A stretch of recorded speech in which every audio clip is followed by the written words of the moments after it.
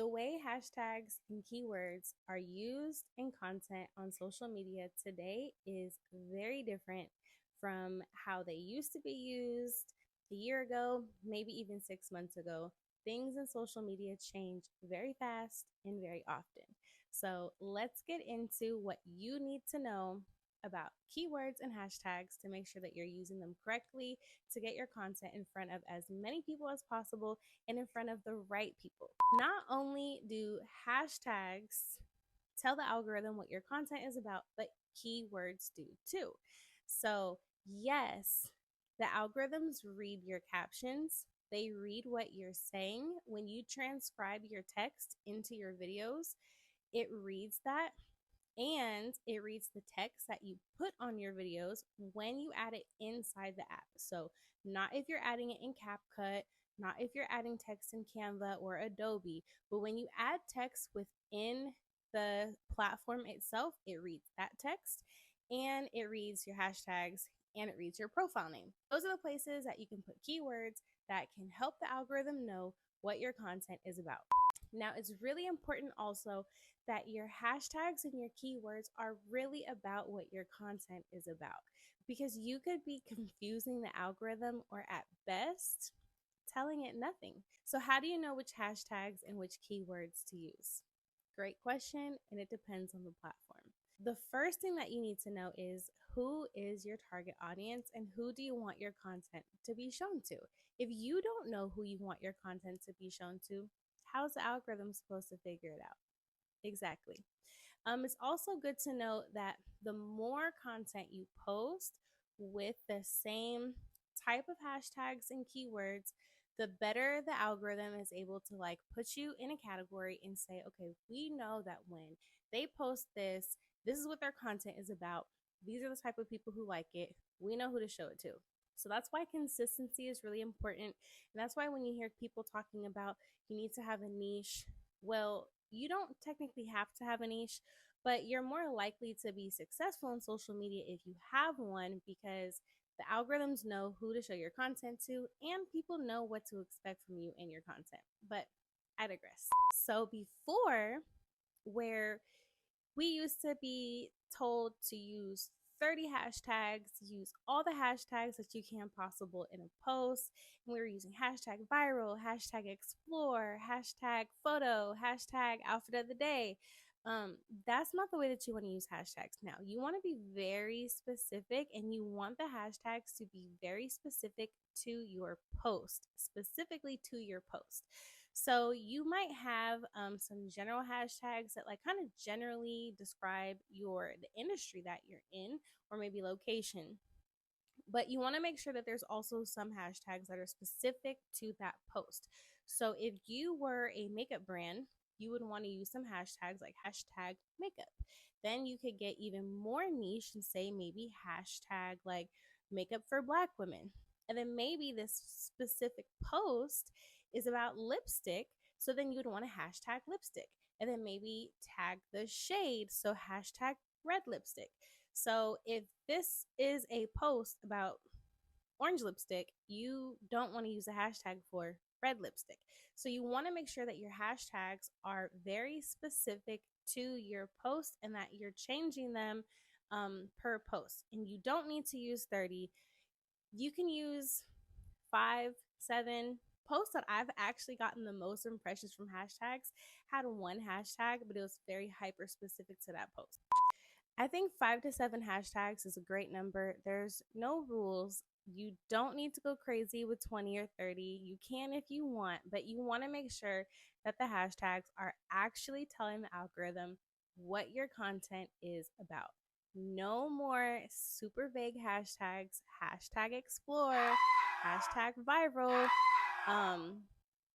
That doesn't help. It doesn't tell the algorithm anything. One key tip that I have is if you want to know if a hashtag is right for you, look up the hashtag or look up the keyword and see what other content shows at the top. What do the top results look like? If your content doesn't look anything like that content, that's not the hashtag that's going to help you. On the flip side, if this is a keyword that you really need to come up in the search results for if it's the industry of your business, maybe location. Look at what the top performing content under those keywords or hashtags looks like, and that'll give you some ideas of how to improve your content and maybe give you some content ideas. Now, remember, we don't steal content ideas and we don't copy, but there's nothing wrong with looking to see what other people are doing that's working well and being able to be like, my content doesn't look anything like that. They have text on their screen. My content doesn't have text on the screen. They're using music. I'm not using music. Their content is faster pace. My content is just kind of slow and boring. These are some different things that give you ideas of how you can look at other people's content and see what about their content is working without you actually stealing their ideas. Instagram hashtags.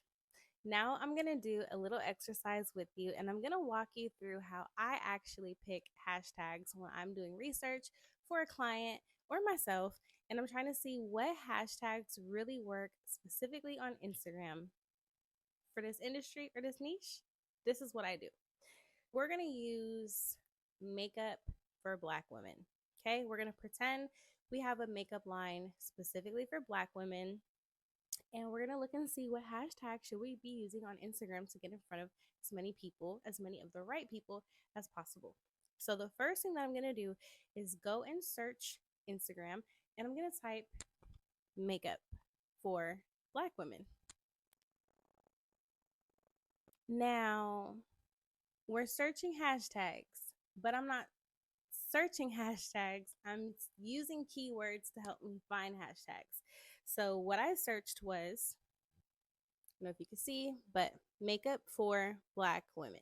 Now what I'm going to do is it's given me a lot of different content. I'm going to now I'm going to tap on and pull up these posts. Okay, we'll go with this one. Now I'm going to look at the hashtags that this post used. Mind you, this post has 1,712 likes. So some of her hashtags are hashtag makeup for Black women, hashtag makeup, a lot of location-based hashtags, hashtag makeup, hashtag makeup artists, hashtag makeup ideas. Okay, so you get the idea. I'm going to go ahead and let's go to makeup for Black women. So now I looked at one of the top posts. I looked at what hashtags this post is using, and I'm going to now tap on one of the hashtags on her post. So now when I go to search for makeup for Black women, one of the first things that I notice is this hashtag has 3.1 million posts right here. That's where you see. So we know that this is a really big hashtag that people in this niche use. So now I'm going to repeat the process, and I'm going to tap on one of the top posts from here and see what hashtags they're using. So here we go. I'm going to go look at her, tap on the caption, look at her hashtags. Boom, let's look. So she has melanin makeup, hashtag melanin makeup daily, hashtag makeup for Black women. There goes that hashtag again. Hashtag melanin poppin', hashtag black girl magic, hashtag makeup tutorial, hashtag makeup for melanin girls. We're going to go ahead and tap on one of these. So now we know makeup for Black women is a good hashtag. Now we're going to go check on another one. Let's check out makeup for melanin girls. Okay, so this hashtag has 1 million posts. So again, we know that this is a good hashtag that a lot of people are using. Now let's search through here. Now I'm going to go ahead and tap one of these top posts, and we're going to look at her hashtags. We're going to repeat the process. So remember, so far we know we have makeup for Black women, and we have hashtag makeup for melanin girls. Now we have makeup for Black women. Remember, we saw that one, so we see that's a common denominator. Makeup for melanin, we saw that on the last post as well. Makeup for melanin girls, that's the hashtag we're currently under. Makeup for brown girls. So now you're going to start seeing, this is the third post that we're looking at. So you're going to start seeing which hashtags are you noticing that all of these posts are using, right? So let's see makeup for melanin, right? We were just looking at makeup for melanin girls, which had 1 million posts. This one is makeup for melanin, and it has 387,000 posts. It's a little bit less, but it's still a good amount. It's still let you know people are using it and it's working. So now we're going to go ahead and look at the top posts. Okay. We're going to look at her hashtags. We have makeup, makeup ideas, makeup tutorial. She is hashtagging brands. Then we have makeup for Black women. There we go. We see that one again. And we weren't searching for makeup for Black women. So we weren't searching for makeup for Black women anymore. But we see that hashtag coming up again on this girl's list. So that is how we can confirm which hashtags, which niche specific hashtags we can use to get in front of a lot more people. And not only that, it's going to really tell the algorithm what your content is about. If you're specifically using these types of hashtags consistently on your posts, you're posting regularly, and this hashtag has 1 million other posts with similar content, that's a really strong indicator to tell the algorithm what your content is exactly about. So you would use some of these niche specific hashtags that we just found, like makeup for Black women, makeup for melanin girls, right? You'd want to use those. You would want to use just hashtag makeup, and then you would want to use hashtag for whatever type of makeup it is. So if this post is about foundation, you'd use hashtag foundation, and then maybe throw in a foundation for Black girls or foundation for dark skin. If it's about lipstick, then you'd want to do hashtag lipstick. And then if it's a red lipstick, you want to do hashtag red lipstick. So you see where I'm going with this. So there's no magic number of how many hashtags you need, but you only want to use hashtags that you need. If it takes 10 to get the job done, use 10. But if you don't have 10, you don't have to use 10. Um, so hopefully this helps, and this exercise helps let you know how you can research and find the right hashtags for you. And I hope that you try this exercise out for your niche. But I hope that you take the time and really do this type of research for yourself. These are the things that are going to make the difference in your content performing amazing or performing okay.